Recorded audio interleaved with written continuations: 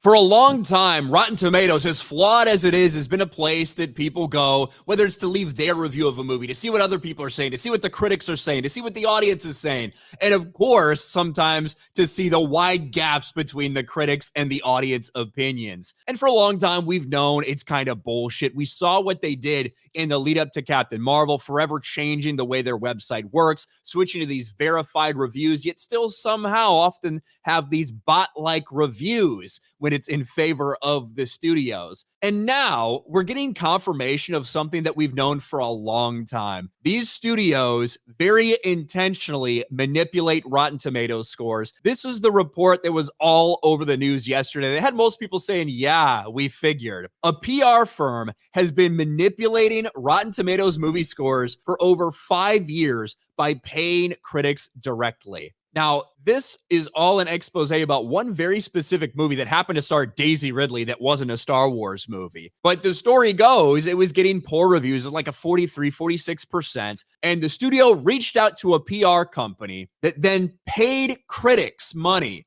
for positive reviews. And if they watched the movie and didn't like it, they were told to post those negative reviews. If you couldn't lie, right, then you post your negative reviews on a site that's not associated with Rotten Tomatoes to help out the score. And maybe the saddest part about this is they were only paid $50 fucking dollars. Ooh.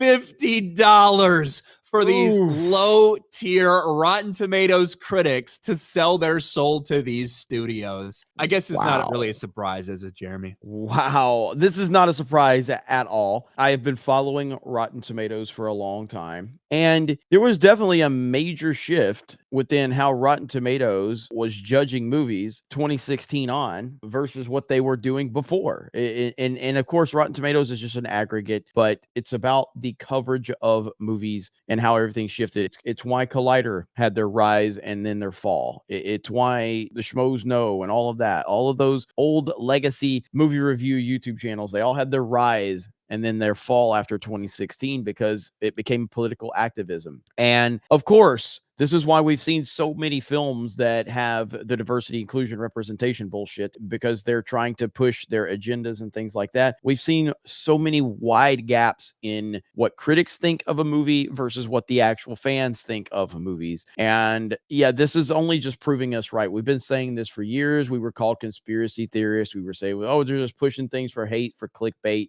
yada, yada, yada. You can't deny that this is happening now. You can't deny it. And the first thing I thought of when this came out is, they don't even need to be paid. A lot of these people will do it just for access. And it reminded me of this clip from Dataracer. Yep. This is back from March 7th of 2019. Rotten Tomatoes critics admits they give fake positive reviews to maintain access. Everybody in our industry occasionally has to play softball, occasionally has to look the other way a little bit. Everybody has to do it. Wait, we're turning what? Like a movie in the sense that, I hated a movie, but I won't say that I hated the movie. Or an actor behaved a sort of way, and you don't want to, put it out there that happened. Right, because you might not get the next review. Right. Next So gig. to some degree, everybody in our industry that is a part of this quote unquote access media has to sort of decide which battles they want to pick. There you go. And that is, again, whether your cost is $50 or whether your cost is maintaining access. So every time a DC movie comes out, you say, this is just the most incredible thing of all time, or a Marvel movie, or whatever. It's the same shit. That's why you see the same people that get invited to these things, the same people with the over-the-top reaction about how amazing everything is. It's so they can keep their access, which honestly to them is a lot more valuable than $50 like it is for some of these critics. But all this does is show that everything that we've been saying for a long time is true. And unfortunately, all these systems are flawed. IMDb is flawed. That's controlled and that's manipulated. Reviews are removed from that if they think they're being too mean or pile on or whatever. Metacritic, you've got the same problems there. All we can use is what we have, unfortunately. But this is just going to show that a lot of that is just corrupt as fuck. Yeah, absolutely. And wasn't there another clip of Kyle Newman talking about The Last Jedi? And basically he said that he knows a lot of people that hated The Last Jedi, but because they wanted to keep their access, they gave it a good review or something like that. Yeah, I mean, this is from a long time ago. It is. I think this is the one you're talking about. This one from 2018. Yes. Yeah, here we go.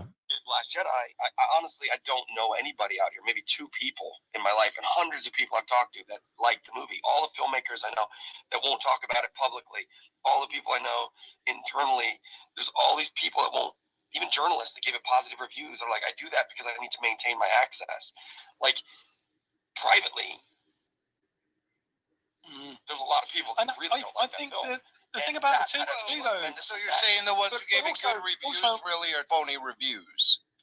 But the other thing too is just the fact that, 100%, like, you know, it should be. I can't name them, but yes. No, well, of course. That was Yeah. on a Rebel Force Radio podcast there from Yeah. 5 years ago. Shout out to Rebel Force Radio. Hell yeah. And so this has been going on for a while, and this is exactly what we've been saying. So it's not a surprise at all. The weirdos out there that are going to defend Rotten Tomatoes and lick the Disney boot are still going to defend them. They're not going to pay attention to this story. Their heads will continue to remain in the sand. I wonder if other film critics that cover every single movie or piece of movie news in the industry except for Sound of Freedom dominating at the box office, I wonder if they're going to cover this story. I wonder if they're going to talk about this. That will be interesting to see, because we know there's a lot of them, even in the YouTube world, that are doing this exact thing right now. So time will tell, but it's damn funny to watch it all play out. Yeah, I just shows everything we've been saying for a while is absolutely true.